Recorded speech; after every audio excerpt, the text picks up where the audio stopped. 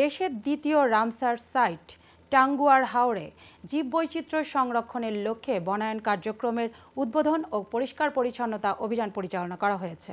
বুধবার দিনব্যাপী তাহিরপুর উপজেলা প্রশাসন ও সিলেট বন বিভাগের আয়োজনে টাঙ্গুয়ার হাওরের ওয়াচ টাওয়ার এলাকায় এই কর্মসূচির উদ্বোধন করেন জেলা প্রশাসক ডক্টর মোহাম্মদ ইলিয়াস মিয়া।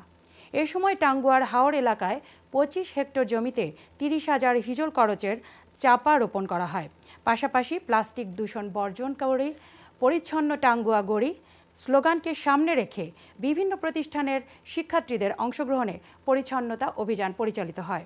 অনুষ্ঠানে উপস্থিত ছিলেন উপজেলা নির্বাহী অফিসার মোহাম্মদ আবুল হাশেম, সিলেট বিভাগীয় বন কর্মকর্তা মোহাম্মদ হুমায়ুন কবির, জেলা বৈষম্য বিরোধী ছাত্র আন্দোলনের আহ্বায়ক ইমন দোজ্জা আহমেদ, সদস্য সচিব মেহেদী হাসান সাকিব সহ আরও অনেকে।